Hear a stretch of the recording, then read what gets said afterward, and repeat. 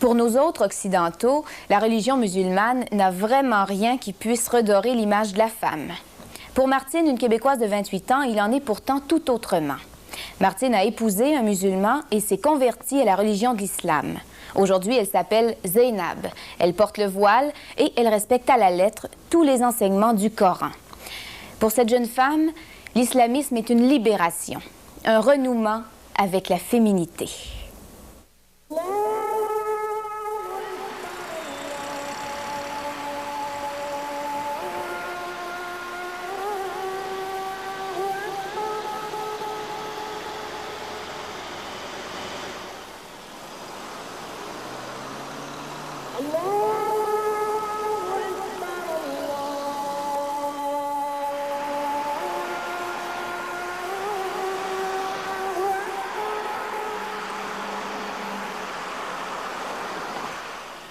Montréal, 28e jour du Ramadan.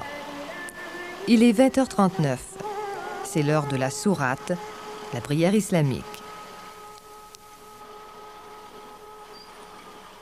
Tous les musulmans de Montréal tournent alors le dos au soleil et se prosternent vers l'est en direction de la Mecque.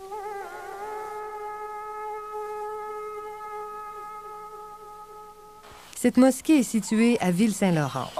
C'est là que se réunissent les Canadiens musulmans, originaires d'Afrique, d'Asie et du Moyen-Orient. Parmi eux se trouvent des Québécois de souche catholique. Derrière le rideau, qui est l'espace réservé aux femmes et que l'on voit à la droite de l'écran, il y a des Québécoises.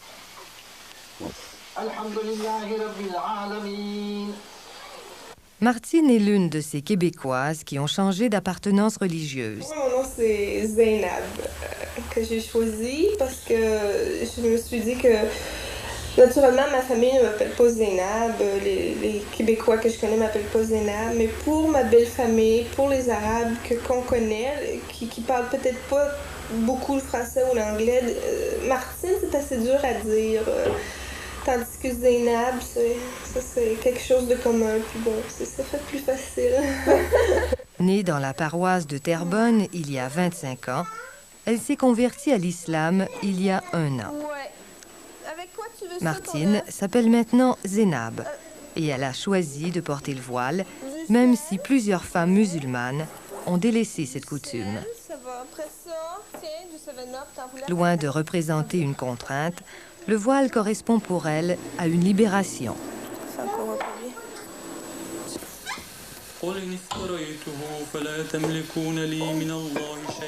Musulmane, Zeynab obéit à la loi islamique. Faire chaque jour 5 prières, s'abstenir de boire de l'alcool, de fumer du tabac, de manger du porc, faire au moins une fois dans sa vie le pèlerinage à la Mecque et enfin se voiler en présence d'un homme autre que son mari. Mais Zeynab, affirme être libre et même libérée. J'ai lu le Coran, puis j'ai lu en quelque part la femme devait être voilée. Puis j'avais déjà vu à la TV des Iraniennes, il y avait quelque chose comme ça, donc j'ai associé les deux, puis j'étais arrivée devant mon mari, qui n'était pas mon mari dans ce temps-là, avec un hijab, un voile, puis il est resté vert. Pour moi, c'était vraiment une surprise. Alors j'ai dit, mais pourquoi tu as mis ça sur la tête? Il m'a dit, je lis dans le livre que pour la femme, il faut qu'il porte quelque chose sur la tête, il faut cacher les cheveux. Alors j'ai dit, mais tu n'es pas encore musulman? Il m'a dit, mais ça fait rien, mais ça m'intéresse, puis je trouve que c'est logique, et puis je les porte. J'ai lu un article dernièrement dans le journal qui parlait, comment s'arranger pour avoir une carrière, une famille et être enceinte en même temps, tout ça. J'ai regardé ça, j'en revenais pas. Est-ce qu'une femme doit absolument être un surhomme pour être quelqu'un dans la société? Est-ce que c'est... je me dis, c'est donc valeur que les femmes sont obligées de vivre ça, là, sont obligées d'essayer de tout faire en même temps, là, juste pour être à la mode, là, pour être, pour suivre le courant. Ça, c'est... Tandis qu'avec l'islam, je suis libérée de ça. Moi, mon choix, c'est de rester à la maison, d'élever des enfants. Oui. Dis assalamu alaikum. Dis bismillah ar-Rahman ar-Rahim.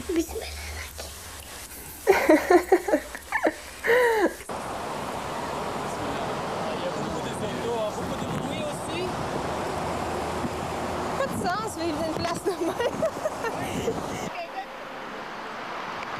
Quand je portais pas de voile, souvent je vais sortir, faire une commission, puis souvent j'ai dit, sans vraiment savoir à quoi ça mènerait, mais je me disais juste, j'aimerais pouvoir me mettre un sac sur la tête, comme ça j'aurais pas besoin de faire face au regard des hommes qui te regardent, là, ils te déshabillent dans la rue, c'est très, très désagréable, inconfortable, c'est une agression, tu te sens, là, tu sais, j'ai pas un morceau de viande chez le boucher, là, puis c'est ça qu'ils te font sentir, tu sais.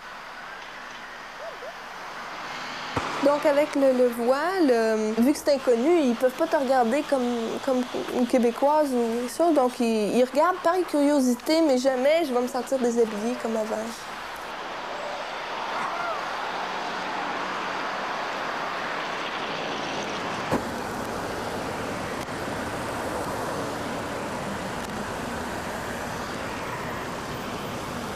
Viens.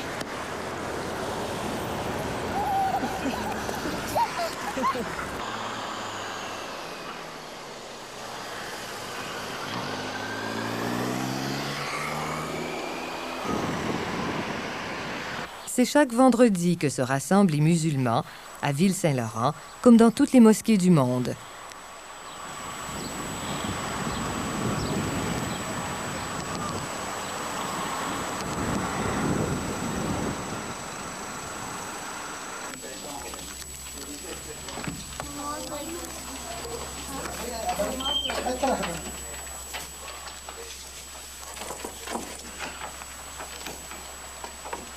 Les ablutions que nous voyons maintenant, un rituel de purification très rarement présenté à la télévision, sont pratiqués par 800 millions d'hommes et de femmes à travers le monde.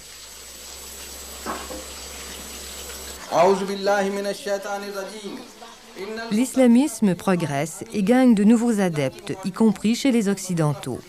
Par exemple, aux États-Unis, 2 millions d'Américains ont adhéré à cette religion en quelques années, particulièrement au sein de la communauté noire, dont le plus célèbre converti est sans doute Mohamed Ali.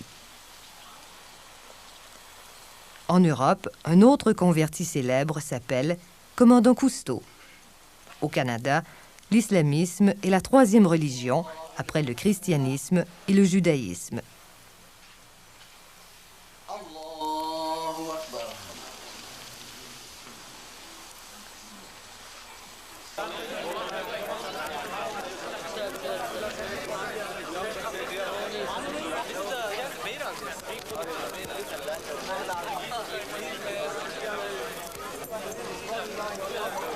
Bien que le regain qu'il connaît chez nous soit davantage donné par les immigrants d'origine musulmane, des Québécois et des Québécoises ont emboîté le pas.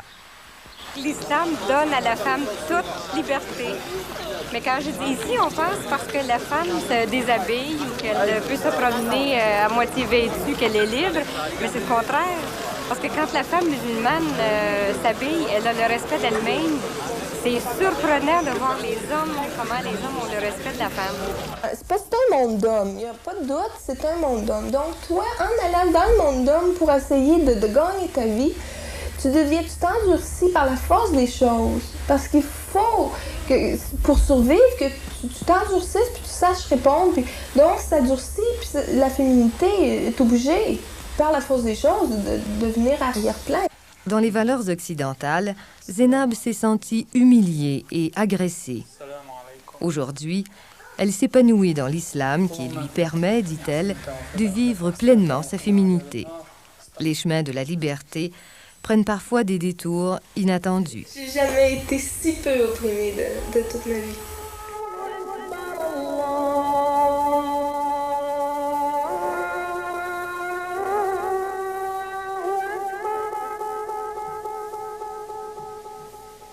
Allah